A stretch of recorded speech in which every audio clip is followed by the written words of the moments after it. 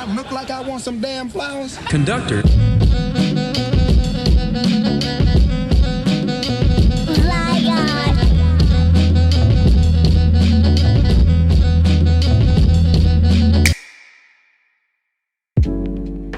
This is the URSA Mini 4.6K G1, and this was my dream camera when I first started videography in 2020. At the time, I couldn't afford something like this, nor do I think I could have used it to its full potential, but 5 years later, this camera can be found for under 1K from time to time, and for that price, I think it's a steal. But why would anyone want to buy a 9-year-old cinema camera? Let's start with what makes an URSA in my opinion. The sensor. This is a Super 35 sensor, and it was the best Blackmagic had to offer at the time.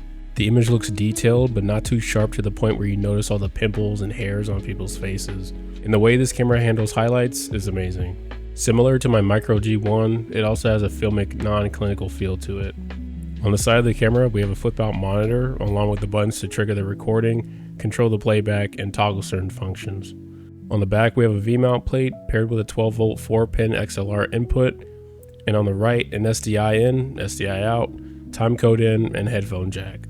Then there's an SDI out, 12-volt out, and a rosette plate used for the side handle. The camera menu is easy to understand and navigate, just like the rest of Blackmagic's cameras. And here's a list of codecs, data rates, and resolutions. This is the first camera I've had since my Micro that has Cinema DNG, and I forgot how much I love this codec. It's always fun to work with, even if the files do get kind of big. And while we're talking about storage, I'll tell you what I did for media. I was gonna go the CFast 2.0 to SATA SSD route, but ultimately got some secondhand generic cards from eBay. And the only time I have recording issues is if I'm recording 4.6K RAW, 4:1, and 50 frames per second. If I really need 50 frames per second, I'll usually just use the ProRes 2K option and 444.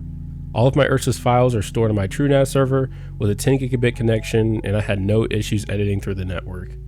Now, the first thing you notice when you pick up a G1 is the weight. I constantly hear how heavy the URSA is, and maybe other models weigh more, but if you're used to running around with a rigged up camera, the weight of this isn't too heavy in my opinion. And depending on what type of work you're doing, it might live in a tripod anyways. I was holding this camera for about an hour with some small V-mount batteries on the back, using my Nikkor primes, and honestly, it wasn't that bad. The next thing you realize is how weird this camera can be.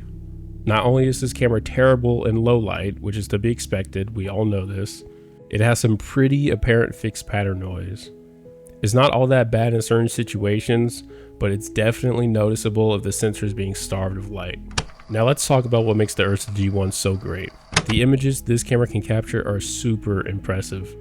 I've heard people argue that the Pocket 6K cameras have better sensor than the URSAs, and maybe that's true for low light, but when you feed this sensor, it pays off tremendously. I don't care about everything it does poorly because this one thing makes up for it in my opinion. And that's stupid, but this camera inspires me to shoot just like my Micro, and that's a very rare feeling for me. So is the URSA one of the best cinema cameras you can get under 1K? I absolutely think so. If you know any other cinema cameras that can be had for around that price that are also underrated or never talked about, please let me know in the comment section. As always, I appreciate you guys, and I'll see you in the next video. I think people pleasing comes from the idea of like you're trying to control somebody else's emotions, and at the end of the day, it doesn't matter how somebody feels when you're telling them something, as long as you're not intentionally trying to hurt them and you're thinking about their feelings. But, yeah.